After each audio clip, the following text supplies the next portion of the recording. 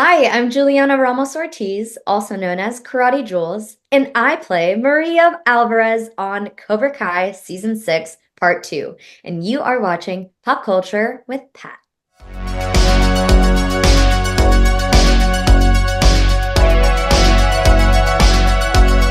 Guys, welcome back to Pop Culture with Pat. So I am so excited to be joined by today's guests. Today we're going to be talking all things Cobra Kai Season 6 with Maria herself, Juliana Ramos-Ortiz.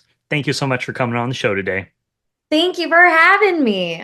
You are very welcome. Yeah, so I mean, you got a lot of exciting stuff going on right now, and I'll say for Cobra Kai as well. I know it just came out, so I'll say, possible spoilers in the interview. So if you haven't seen the recent episodes that just dropped, make sure you watch them before you watch the interview. I just don't want you guys to get spoiled. But yeah, can you just kind of start things off about how you got involved with the series just initially?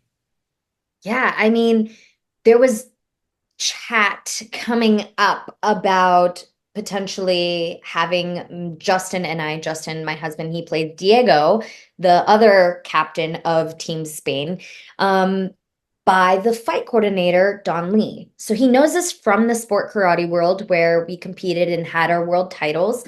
And Don also was a competitor in that same sport. So he came up to us and was like, "Hey, I see this, a character that kind of bounces off of your real life journey in the martial arts." And so he asked us for our martial arts documentary if we could make it in like 2 minutes so he could pitch us.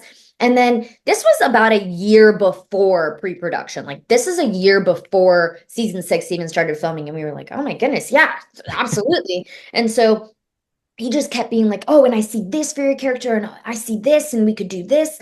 And then we started to just flesh out some fights, and it was starting to piece together. And so he pitched us to the writers, and the writers kind of took that and wrote these characters in, and we got the auditions. Well, I got an audition. Diego just booked it. They just called it and they were like, hey, by the way, you're Diego.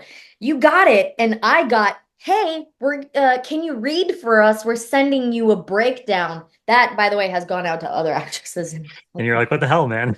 Great, copy. Yeah, sure, no problem.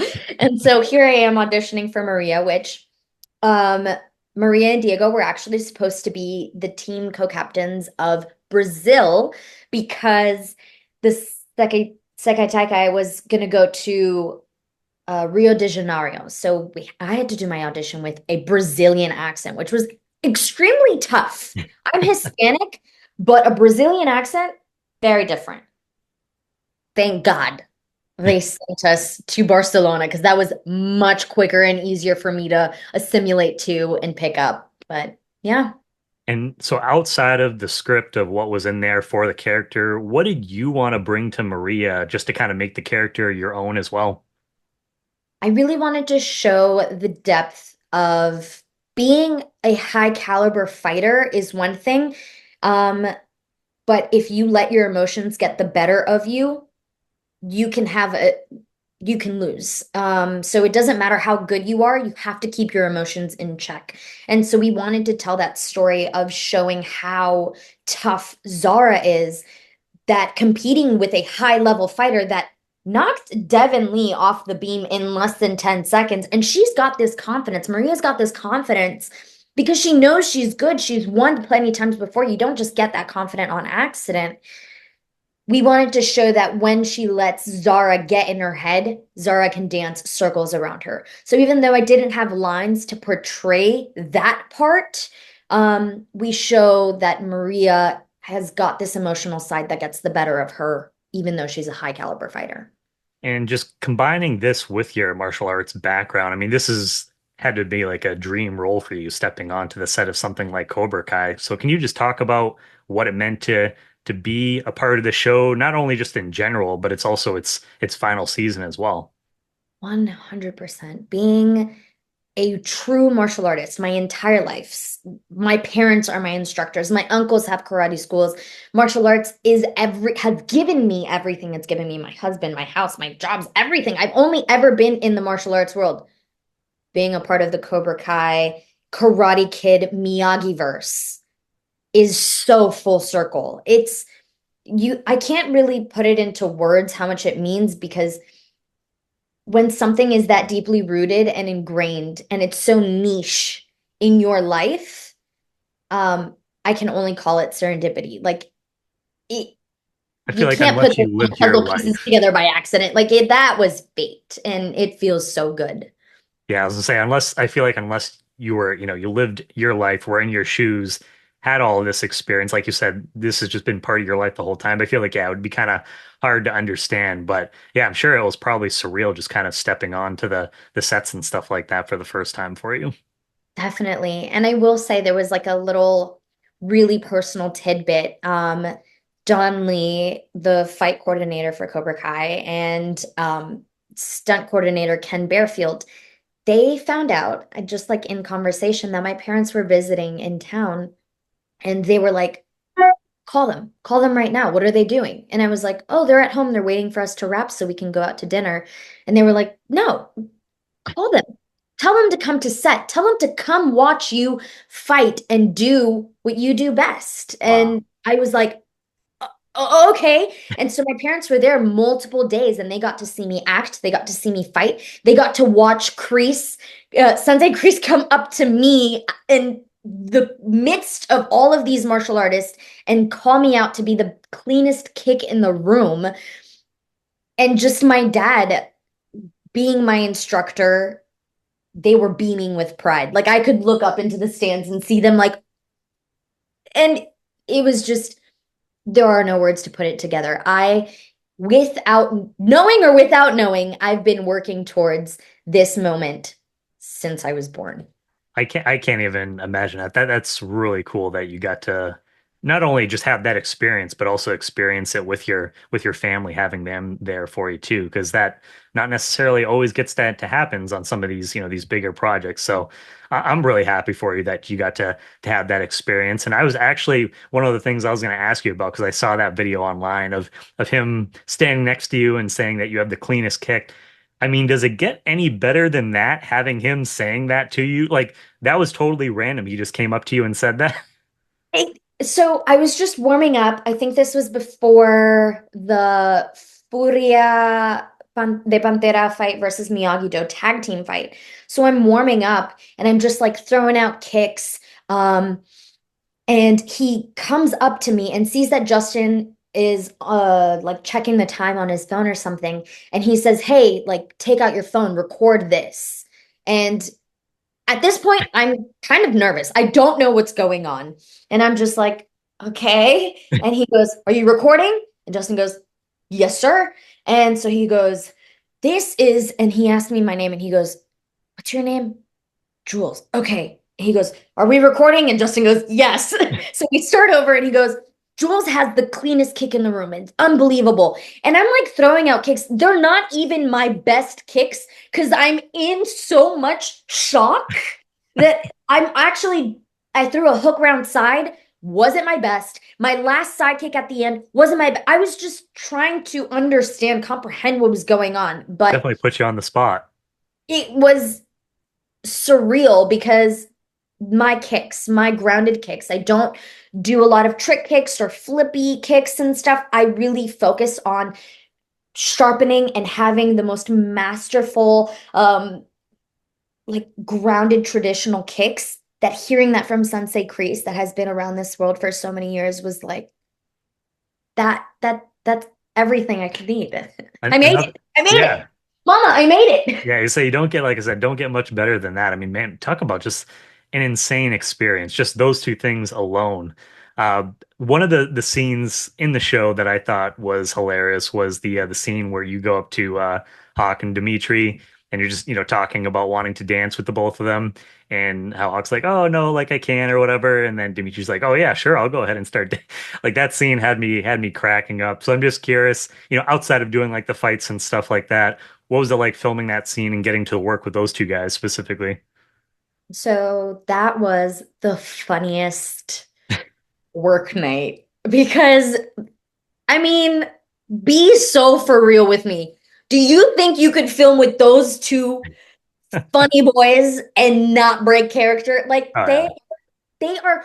actively like standing behind the camera trying to get me to break character. So like whenever the camera was facing me, I'm dancing by myself for take after take after take after take. I mean, so like I maybe like 2 hours of me just like And by they're probably just myself so we making can faces get at the you. shots.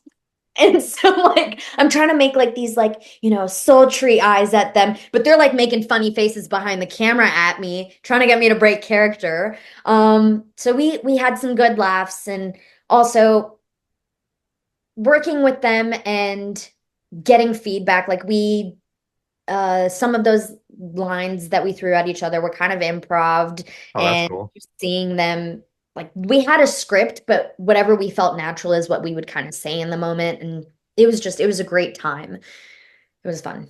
I love that. You can tell that you guys had really good chemistry too when you're able to just kind of bounce off each other like that and come up with lines on the spot. But yeah, I can only imagine just how much fun it was to work with those guys. And I'm sure, yeah, they like you said, they were goofballs on set, which just makes it, fun like overall. The other scene that I, specifically wanted to ask about was the tournament scenes, which, we kind of talked about a little bit in general, but I can just imagine because there's so much going on. There's so many people involved in those scenes. What was it like kind of getting that all set up and then actually filming those scenes? Yeah, 100%. So, I was booked as a co-star role, but it was a stunt acting contract. So I don't get a double. I'm part of the stunt team. So I was there for weeks, even before we shot the tournament stuff, and helped with the choreography along with the other stunt actors and stunt performers and the stunt doubles. And we would get a script whenever there was a revised version. And we had this massive whiteboard. I don't know if you've seen pictures of it, but it had like minuscule writing, like the tiniest handwriting from edge to edge, all around the board of all the scene notes and moments and acting beats and who fights who and just descriptors of what was going to have to go on during all the tournament and the brawl. Dang. And we would like each kind of get assigned a character or a fight or some sort of choreography block that we had to go to the board, read that section, choreograph it, get notes, re-choreograph.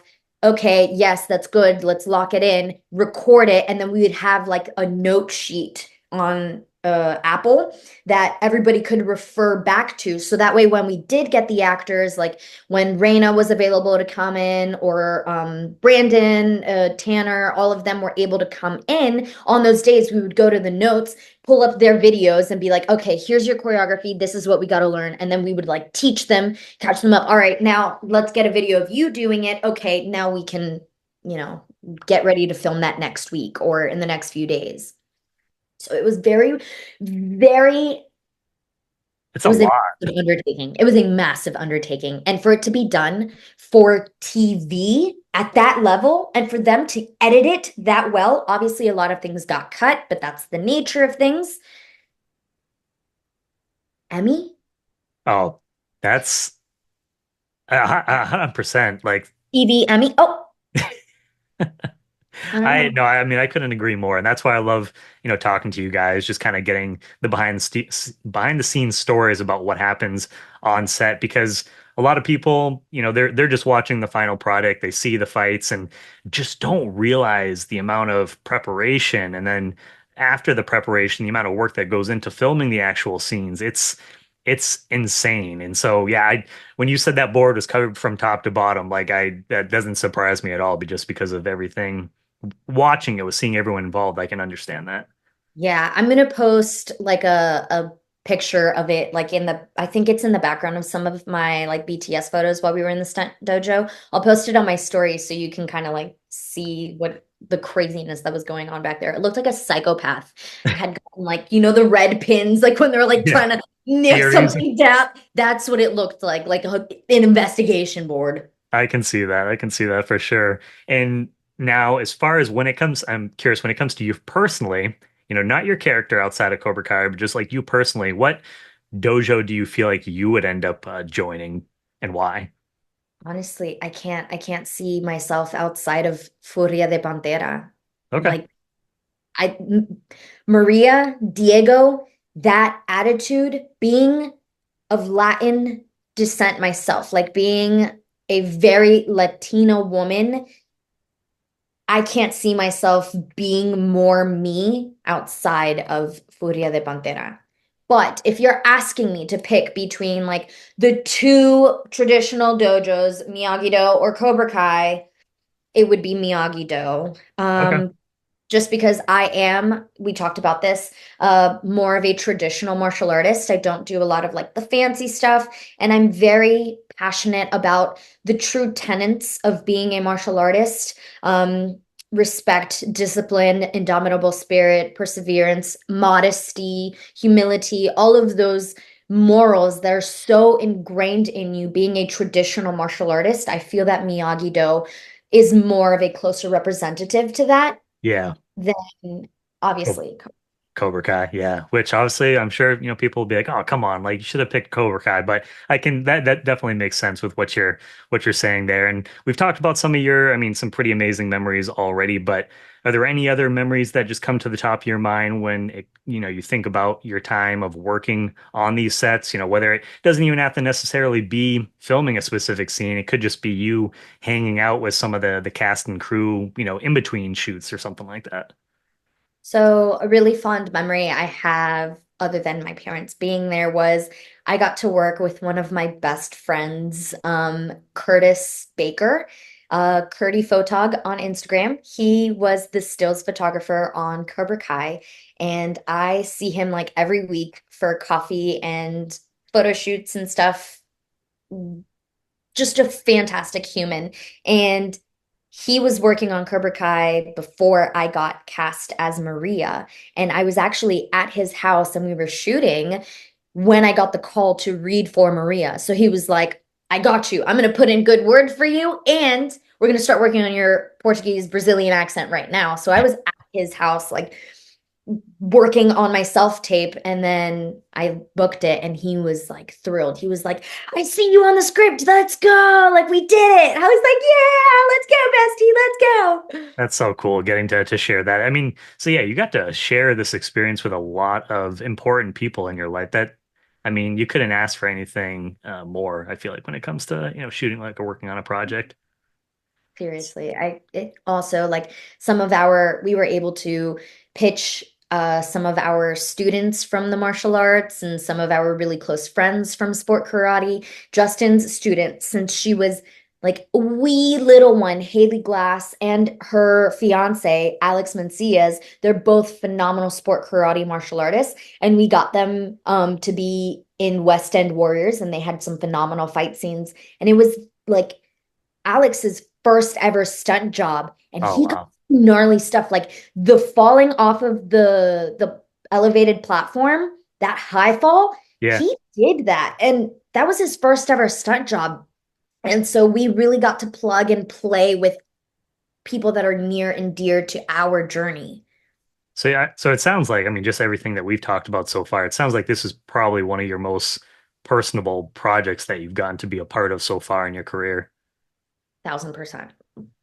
Probably up there the most personable project I've worked on. Yes. You also, we were kind of talking about it a little bit before that we jumped on. You also had another project that came out not too long ago called Beetlejuice Beetlejuice, where you got to stunt double for Jenna Ortega in the film. And like I was telling you, I got to be an extra on the film, and so I remember I was in the Vermont aspect of it. But can you just talk about the getting to develop that character and help bring Astrid to life with Jenna and just like what that whole experience was like overall for you? One one of the things that I took home from that project was how kind, genuine, and humble these massively famous stars were. And that's why they are so hugely successful, is because they are passion-driven individuals. Jenna pays a compliment to everyone. She is extremely kind. She doesn't brush anybody off. In the in between takes, instead of taking a break, she makes time to go outside, like walk. She'll tell a security and be like, "Hey, can I step out and go take pictures and sign autographs for kids?" And she was talking to me a lot about how she wants to help bring that representation of Latina minority women into film because when she and I were growing up, we didn't see a whole lot of it. And for her to be so open and like tell me that she's proud of me on the stunt side and I get to reciprocate, like you're doing a phenomenal job being an inspiration, in front of the camera is just it's been a lot of it was a really cool moment. But getting to do that gnarly stunt that we see for Astrid with the near misses with the cars and the garbage truck, which did not have fantastic brakes. Obviously, it's a garbage truck. I remember there was one time during a rehearsal where I fell off the bike and I had to roll out of the way because I did not want to be pancaked. Yeah, So fair enough. so there were some high risk things that were happening. And she came to set one of the times after we had rehearsal days, and I had a massive black eye. And she came up to me and like she cupped my face with her hands and she was like, "Is that makeup?" And I was like, Nope. "I don't know how to break it to you, but no." And she was like, "Was that doing the stunts for me?" And I was like, "I would do it again in a heartbeat." but, But but it that's was, really cool that she came in and checked in on you to see, because I feel like not everyone will necessarily do that, especially when that high level of stardom. It's like, to come out and to check in with your stunt double like that just seems really, genuine. And like you said, of her. it's not super common. And between her and Sol Rodriguez, I'm doubling Sol. Well, I just wrapped on Peacemaker as a DCU superhero. And so those two actresses have made the most impact on me, just being so kind, loving, and attentive, and reciprocating that like emotional support to me as I to them on set. So And I was actually, so I worked on the Vermont part, but I actually, when they were filming later in Boston and Melrose, I ended up going there for the couple days that you guys are filming. So I got to see quite a bit of like your work driving down. That was a steep hill, and then going yeah, into the we did tree pick and up. stuff like that. Yeah, that was a lot. Yeah, it was very steep. And also, like, after going through the fence, which was real wood, it's like smack in my head. I had a headache after every day that I had to do that. And then the tree was just insanely hard. It was made out of cement and steel bars. And so, like, it was a gnarly job. That hill was loose dirt and it was steep. Yep. Um, so it was a gnarly job and I had a lot of fun. The Vermont part was the easiest part for me. I just had to ride the bike through places. But Boston, Melrose was the better part of me. Yeah. Yeah, yeah, no, I totally, and I actually initially, when I first saw that, I thought that was a legit tree initially, and then they were like, "Oh no, that's it's cement and everything like that." And after looking at it after that, I was like, "Okay, now I can see it." But that initial take, I just thought it was an actual tree that was in someone's backyard. Shout out art department. They Yeah, killed it. for sure. And with that project too, have you had anything? Because I mean, it's at least been a couple of years since we've had strikes like that.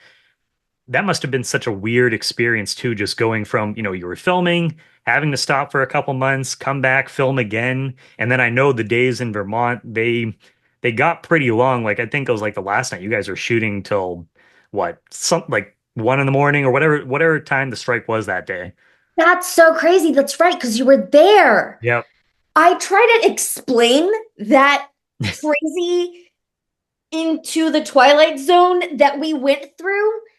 But like you don't get it unless you were there. So when we found out that the strike had been extended, they were like, we gotta shoot as much as we can before we have to send you guys home. So the days started to get extremely long. On that last day, I think we worked almost 20 hours. Wow. I was on that bike going down the gravel hill from the Beetlejuice house. Yep. Um, I think it was at like 11:58. My stunt coordinator was like, "All right, and stop." And like she grabbed my brakes and she was like, "Hop off." And it was almost like when you're taking a test, like the SATs, and they're like, "Pencils down," and you have to like put your pencils down and walk away. That's Yeah. exactly how it was. At like 11:58, I get off the bike and they're like, "Start heading to base camp and like go change out, sign out by midnight." We had to be stopped working. And the very next day, we were in the car driving back to Boston so we could fly back home. And we were like, dang, we almost did it all. Like all Yeah. that left is 2 days. But then this was actually really special. Tim said that he loved the previs, the rehearsals that we had shot of Jenna's bike gag, the Astrid bike gag in Boston, so much that they were going to go back to London for the strike. And then when the strike ended, he was going to bring the entire production back to the States so I could finish my last 2 days of Jenna's stunts. And I had never felt more special in my life for Beetlejuice, Tim Burton. for Tim Burton to be like, yeah, it's worth the I don't know how many dollar signs Yeah. to That's a bring an lot. entire massive production to London and then back to the States just so we can get the last 2 days of your bike gag. I was worried about that too, because when you guys did Vermont, I was like, oh, like they were so close. Exactly the same thing that you were saying, so close to finishing it. Like, is that portion even going to end up getting filmed? So, and what you guys did down in Melrose looked amazing actually seeing it in person, but then also seeing it on the big screen. So I'm so glad that you guys got to finish that up. That was a really fun experience just to be a part of that, watching it afterwards.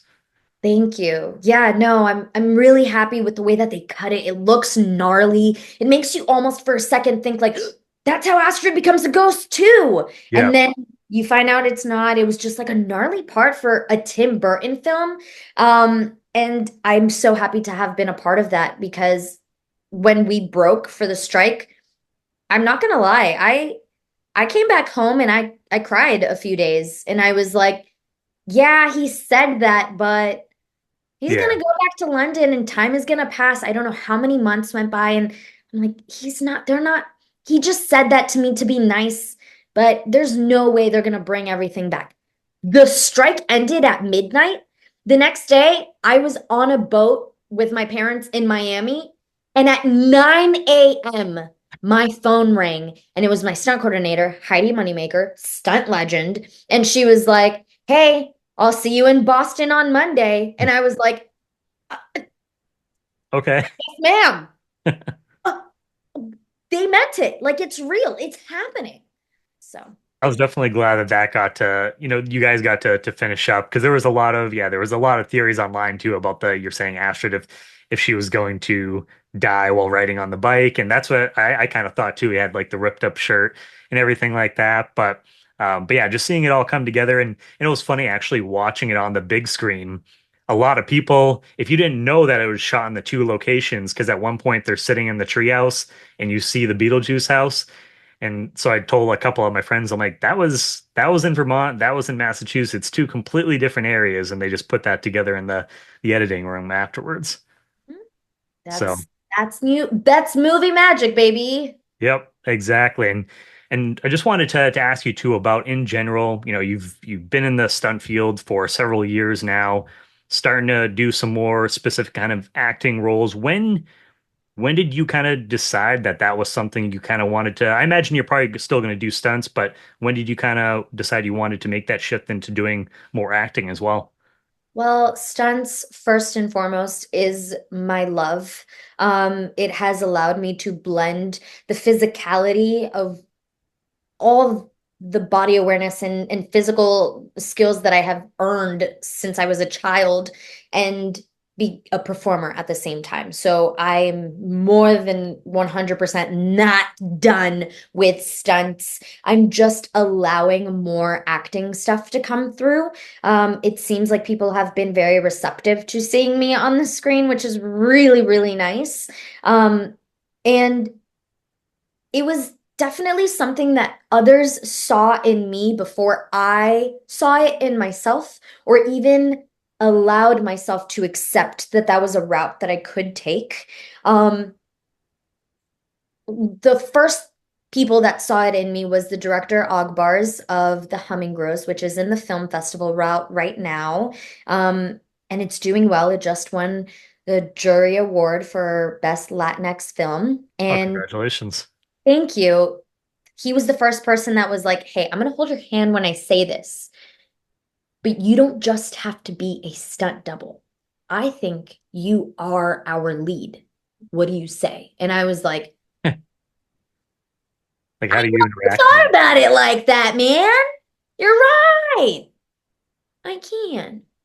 And so I did, and I had such a phenomenal time. And it really just was a life-changing mindset shift when I realized, like, I can do this, and I'm good at it, and I'm passionate, and I want to do more of this. And so then other people started to see it in me as well, like Greg Rementer. He was the second unit director and stunt coordinator on Bullet Train and Red One and Bad Boys. And so while he was in pre-production for Bad Boys, I had already worked for him on Red One for a good bit of time. And so he had gotten to know me and he was like, he called me up while I was working on Jackpot, the John Cena Aquafina movie. Yeah. And my phone rang and it said Greg Mentor, stunt coordinator. My stunt coordinator from that job was actually just in conversation with me. And he looked at my phone and he said, oh, looks like you got a 10-1. And I was like, okay, yeah, 10-1, which 10-1 means go to the bathroom and film. So I run outside and I take the call, and Greg's like, "Hey, what are you doing?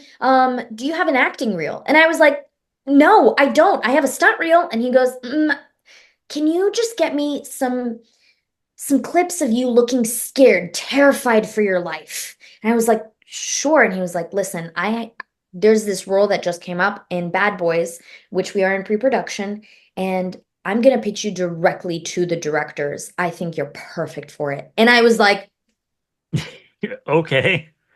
sure, no problem. Yeah, that's exactly what I thought you were gonna call me about. Yeah. And so I wrapped at like 1 a.m. on Jackpot, got home, woke up my husband, and I was like, "Hey, bud, I'm so sorry, but I have to self-tape." And he was like, "Huh, now?" And I was like, "Now." And we're like in the room on the floor. I'm so tired from the day. I've got bruises all up and down from fighting on Jackpot all day. And we finally get a clip that I'm happy with. I send it to Greg, and I'm like, "I'm so sorry, it's so late." But the next morning at 8 a.m., he's like, "Hey, that was beautiful. I showed it to the directors and they love you. So we're going to go ahead and book you for your first big screen acting role." And I was like the silver screen, like the big screen, like my face in a movie theater, like box office numbers. And he was like, "Yes, ma'am, you earned it." And I was like, "Oh my gosh." It started to really click. All these people that are in big places that have that vision are seeing it in me. Why don't I see it for myself? And then Cobra Kai came along and I was like, yeah, I got this. Because if they believed in me, I believe in me. And that's how Maria happened. Sometimes I just feel like, yeah, we might not necessarily see it on ourselves, but we just need that little push to that. I mean, that's really cool. I'm glad that that happened for you. And yeah, I mean, there's a lot of people talk about, it's sometimes it's just luck.